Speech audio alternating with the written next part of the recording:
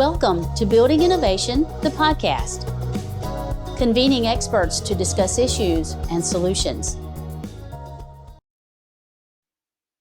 Welcome to Building Innovation, the podcast, where each month we convene subject matter experts to support advances in building science and technology. I'm your host, Johnny Fortune, and I am thrilled today to be joined by Salla Eckhardt. Welcome, Salla. Thank you so much, Johnny. It's truly a pleasure to be here and chat with you. Have a casual discussion about what's new and what's happening in the industry. Absolutely. Well, it's always, you and I have the opportunity to be on periodic meetings, and I've been in a lot of meetings with you over the last year, and it's always a pleasure to talk with you. You're just a wealth of knowledge. So I'm super excited that you're here today. You always have a lot of insight about what's happening in the industry and some good direction on where the industry can go. So we're just very excited and pleased that you're here with us today. Thank you so much for taking out time of your schedule to join us, and we look forward to your continued contributions. Thank you so much. It's truly a pleasure to bring flavor from what's happening in Europe and what I've seen on my career in Asia and other regions of the world as well. And that way we continue growing and developing here in the United States and doing magnificent things. So that's one of the great things that you bring is this global perspective. Sometimes we can in our siloed environments, even if we only look at things on a national level, sometimes we are seeing through a particular lens, but it is really that global or universal view that really begins to open our eyes to things that are happening around the world and how some of those advances in technology can be replicated. It's almost like going through and finding the very best of everything that's out there and then trying to replicate the very best. You're absolutely right. And it's thanks to the technology and all the software and now hardware too that doesn't have international borders. Data flows and people travel, and now we have all these podcasts and digital platforms to exchange information and ideas on.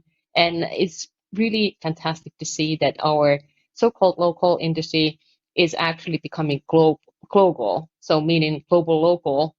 We don't have to only be siloed in our own bubble and do things in our own hometown, but we can really have an international and global impact. And that's really fascinating. Absolutely. So you are, without question, a role model, I would imagine, to many young ladies that are wanting to enter into the construction industry. And I can only guess, so maybe that some of them that are listening to this podcast want to know, because you're a very successful executive and professional in the field, what are some of the personal habits, decisions, and approaches that led to your professional success? I'd say that it probably has been the curiosity of trying things out and kind of being the troublemaker too, that sometimes I probably have too big of a mouth asking things and doing things. But then I've learned that if I can create a prototype and test out my idea before I ask for permissions, then I already know how it might fail. So when people have really good questions about what if, then I usually already have some type of a solution or example to talk about it.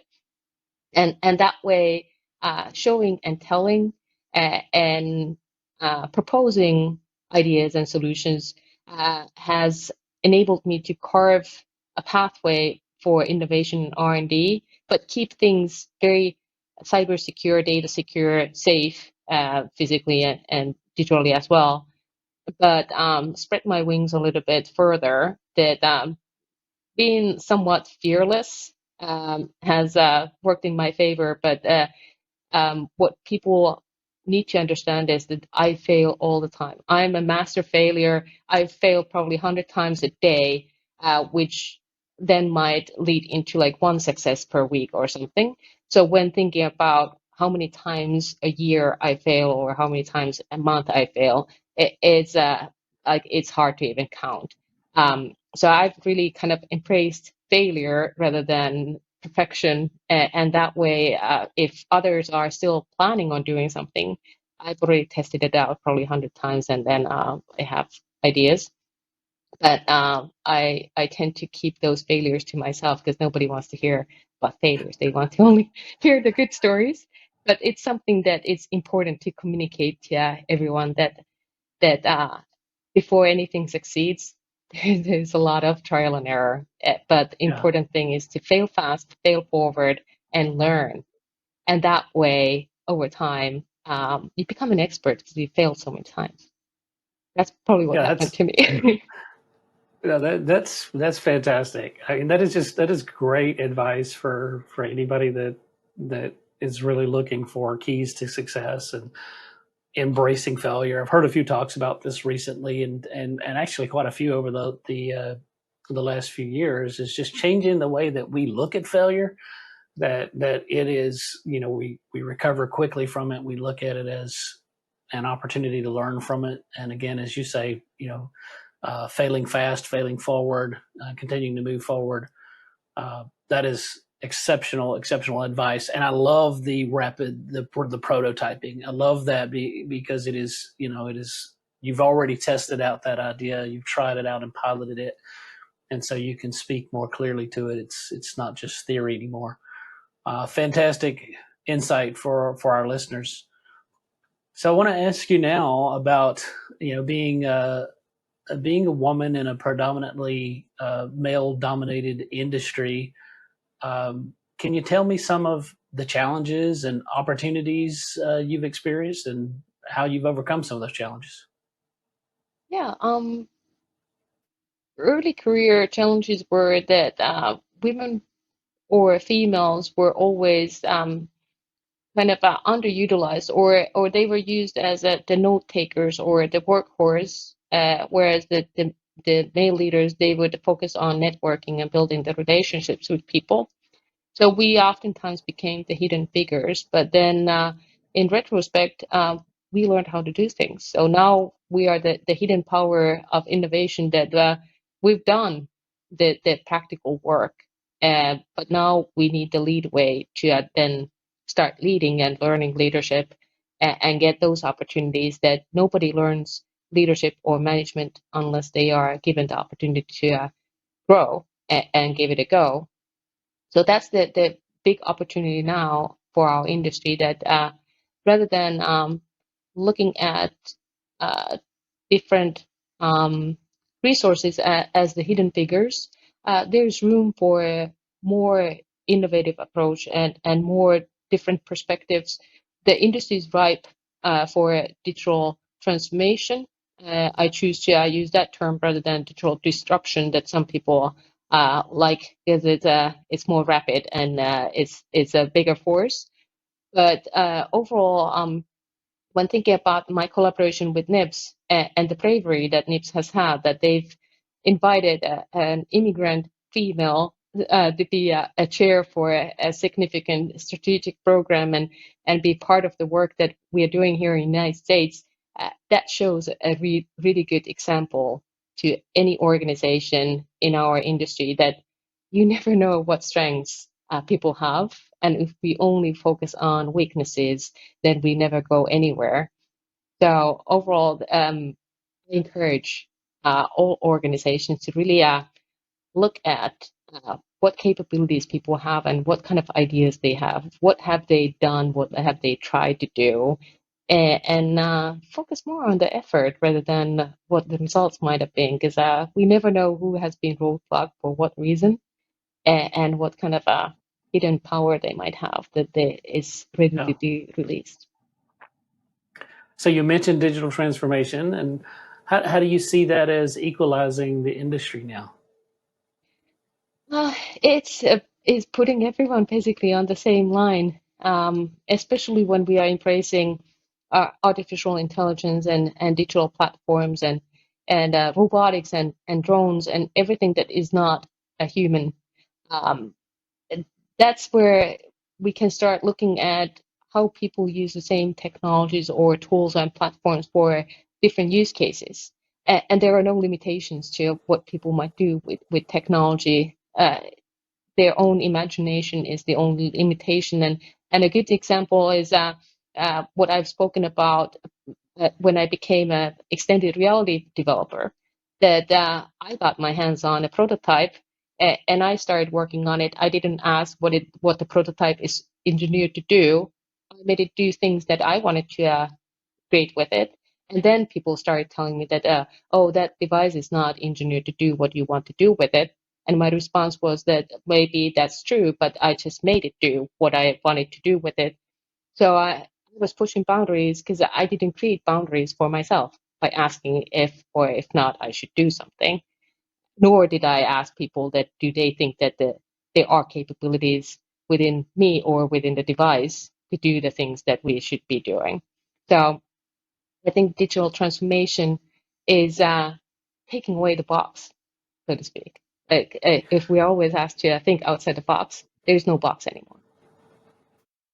So that's a great perspective. I feel another takeaway coming from what you just said there is that, not to place boundaries on ourselves as we want to grow professionally, and really reframe the type of questions that we have. It sounds like you have more curiosity questions about how I can make this better, not questions that would put you in a box of what you're trying to do. So that's again great advice for anyone that's wanting to advance their professional career.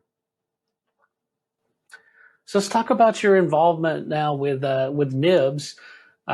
One that I'm really excited about because I get to work with you on the National BIM program. You're the chair of our steering committee, so we get to meet frequently. And also, you've been involved in one of the newer efforts, which is a digital twin integration subcommittee. So you helped give some guidance on that being developed, and I've seen you on those calls as well participating. So how did you get involved in these initiatives, and tell us about what attracts you to volunteer your time and your efforts in these initiatives? Thank you. BIM became part of my entire career very early on when my university decided that they want to be spearheading digital construction technologies and processes development and collaboration with the industry in Finland. And that was when I was introduced to the early on BIM technologies that had a lot of interoperability issues, etc. We started solving them, and it became evident to me that that is a foundational capability for our industry to move forward in the future. The project's size and complexity was already increasing quite rapidly, and that was 20 years ago already. So when I moved to United States and started asking people about their BIM usage and BIM capabilities, innovation opportunities, etc., I saw a difference between the United States market and what we were already doing in Finland and then in the Nordic countries and Europe. So I figured that if I already have a lot of experience and stories to share of what we had been doing and start bridging the different regions, since software is global, it is not national software, it's available for everyone, then we don't have to overlap or redo everything that has already been done, but build on top of. And since my master's thesis in Finland was one of the foundational prototypes for creating the national BIM standard in Finland, I figured that I want to do something with the national BIM standard here in the United States and see what I might learn from the process, what might I bring back here from Finland and from the national BIM standards that have been developed and released in Europe, and help bridge the different nations in order to improve the overall status quo of the industry. And then when digital twins started coming and the digital twin consortium was established and Microsoft was one of the founding members, became a chair for the AEC or industry vertical there, and saw the opportunity to start pushing BIM closer to digital twins and get people to understand that BIM is a foundational component of a digital twin, and a digital twin might become an essential component of metaverse experiences in the future. So it was very natural that we started marrying those two technologies together and see how we can simplify the overall process of dealing with them, because it's pretty much the same people that are dealing with BIM that are going to be dealing with digital twins. So it made sense to connect those two, and I'm really proud of what NIBS has been doing with the DTC. It's groundbreaking, and it is making a huge difference now for what the direction of both technologies is in the world. Well, we certainly appreciate your leadership and your contributions. And you mentioned BIM and digital twins, and I've seen kind of a resurgence of the smart cities and the smart city concept. It seems like it was a few years back. There was a lot of activity, a lot of discussion around it. It seemed to kind of die down a little bit for a few years in terms of some of the mainstream concepts that were floating around, and now I'm seeing a resurgence of the smart cities concept and even some prototypes. And just curious, what's your take on smart cities and other trends you might be seeing that's happening in the industry? Yeah, for me, smart cities is further developing what already exists, rather than necessarily like establishing a new greenfield project and doing regional development from scratch, but really thinking about the resilience of existing cities that continue to grow and sometimes shrink. Um, but it is a live infrastructure that we're dealing with, and there's a lot of investment and funding and people's savings involving included and invested into the concrete and mortar that is surrounding us. So when thinking about the overall technical life cycle of cities and how long cities have existed for thousands of years already, um, we need to start developing more digital capabilities in cities to understand the growth of the cities, and then the maintenance and management of the cities and the citizens too. That we can't afford to lose any lives in cities, and that was one of the original reasons why people started building cities, that they wanted to feel safe, and then they started doing business too, and today's cities are almost like their own nations and entities. But smart cities, they exist for the citizens, and they have the right to access the data that is related to their everyday lives. And that's what I'm really looking for, that how can we improve the resilience of cities, improve the overall life of citizens, safety and health of people, but then how do we become better steers of the financial side of cities, that if people own their homes or if they're tenants and pay rent, that what is the value of the built environment surrounding them, so that they can actually afford to have the best quality built environment around them as possible and continue thriving.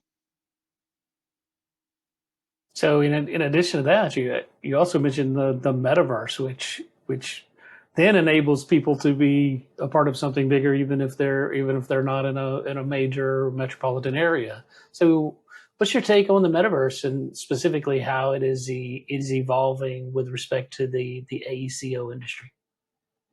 I'm fascinated with the metaverse because I see it, the gaming generation that has a very broad bandwidth of age of people that can become the early consumers of the metaverse. That metaverse doesn't have to have any limitations in terms of accessibility. You can choose your own avatar and choose your own persona and choose your experience in the metaverse and gamify it. And when thinking about its applications into a city environment or anything that is related to people in the built environment, metaverse can augment our experience in the physical environment, so that if we have different capabilities, in the metaverse, we might have capabilities that we don't have in our physical world and really thrive at a completely new level. Or if people simply can't access the physical environment, or there are any limitations, the metaverse can remove those limitations and still empower people to do the things that they want to do. And that's what really excites me about the metaverse, that the laws of physics can be applied into the metaverse, but they can be chosen not to. And what needs to be clarified with the metaverse is the safety of the end users, that things take a really ugly turn very quickly if there are no rules and governance. But the rules of and governance of metaverse can be completely different from the physical environment, and that's what's really exciting to me. Yeah, you touched on something I think that is really important to people. As we begin to talk about emerging technologies and digital twins, smart cities, metaverse, there is in a lot of people's minds the concern about data governance and security of personal information. So as these technologies are emerging very, very quickly, AI is just one example of how fast it's emerging. It is outpacing some policy. So talk for a minute about the importance, and I know you're passionate about this as well. You've contributed to some topics on cybersecurity in some of our reports, but talk about the topic of cybersecurity in digital delivery and in smart cities and metaverse. And with your background, having worked at Microsoft, I'm sure you have a lot of insight on this. Yeah. From like the traditional data security and cybersecurity perspective, it's important to understand that the biggest cloud providers already have data and cybersecurity baked into their cloud solution. So a lot of the headache has already been taken care of with the choice of the cloud provider.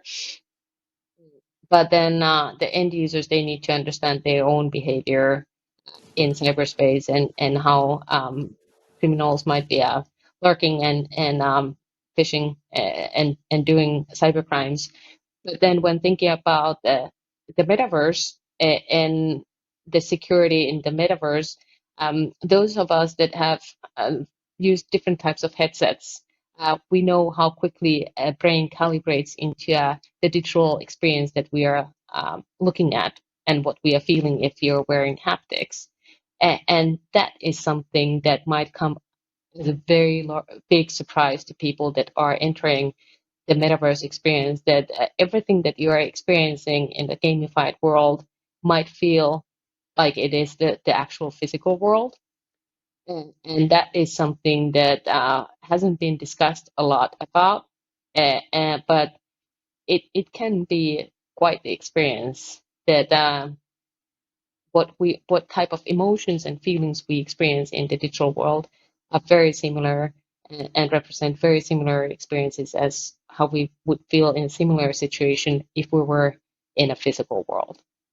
So that's the tricky part, that even if we are experiencing something from the safety of our homes and we know that we are in a digital world, your brain might pull some tricks.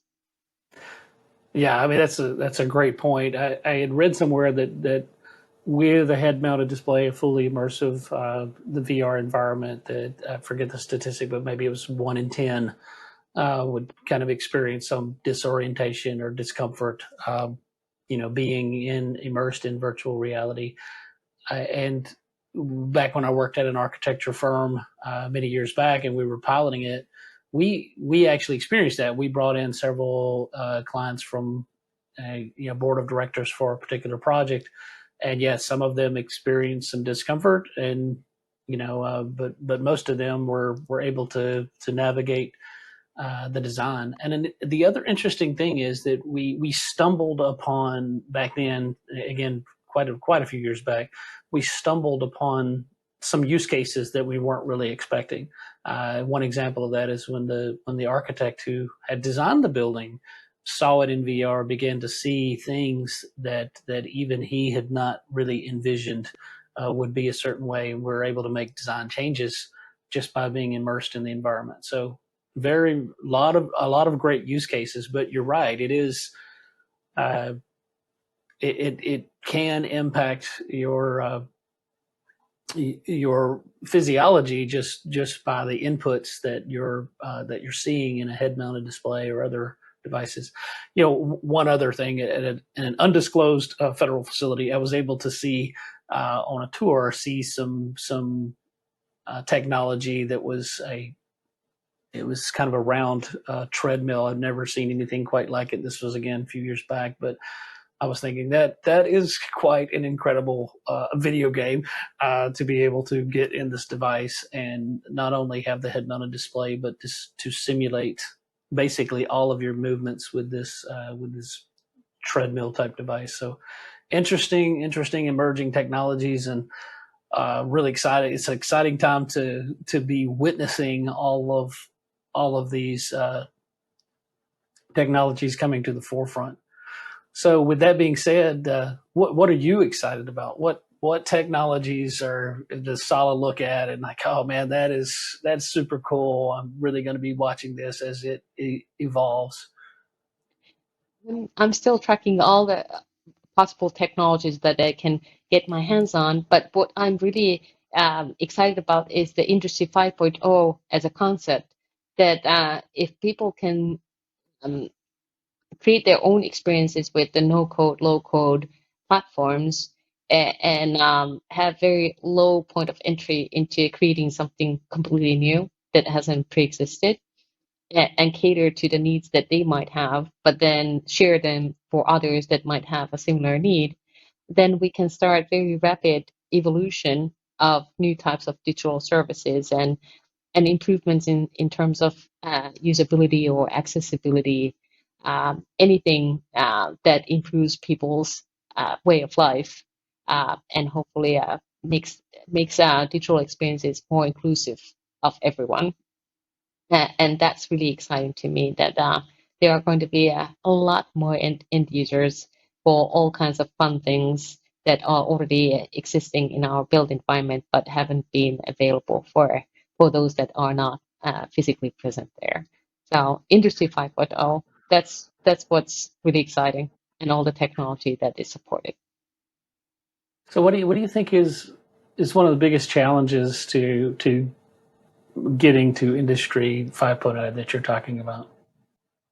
One of the biggest hurdle is the direction of AI development, and that is a big topic right now. And people that are deep subject matter experts have really good talks about it. But that's going to be a big challenge. That depending on what direction the evolution starts to take, then we'll see how we can course correct or what should be amplified, and what might be expect the masses of people and the critical mass of end users go towards. It's going to be revealed to us probably in a few years as AI matures and the technology becomes more AI ready. But when thinking about the existing technologies that already are in the market, um, I think that anything that enables us to consume visual data uh, is exciting. It creates very low barrier for any end user to just put on a headset or look at their computer screen or smartphone screen and start consuming or start developing, creating. And that way we can already start seeing different trends amplify, and we can start seeing more preferences that what is it that people actually want and need. Those are different points of view, though. That what we need is not necessarily what we want, and what we want we definitely don't always need. But we'll see in a few True. years. So, quickly, what's some of your favorite AI tools right now, or what do you enjoy using? Oh, there are so many good AI tools now. It's really exploded this year. What is out there, everything that is related to visuals, is drawing my attention, I guess, as the architect in me that is always wanting to get hands-on beautiful things, but a lot of cool new technology coming for productivity improvements and the tools that we are using on an everyday basis. Yeah, to me, I do a fair amount of writing, so I've got a couple of plugins, and I ended up with two that do about the same thing. They don't always agree with each other, though. They sometimes the text suggestions you accept one, and then the other one suggests it back the other way. So, yeah, I need to work through turning one of those off so that they stop fighting with each other. All right, so one of my favorite segments of our podcast is we ask our guest, put him on the hot seat, tell us something, a little interesting fact about yourself or a funny story, something that most people wouldn't know, wouldn't find on your LinkedIn profile. Tell us something about Salla here. Okay.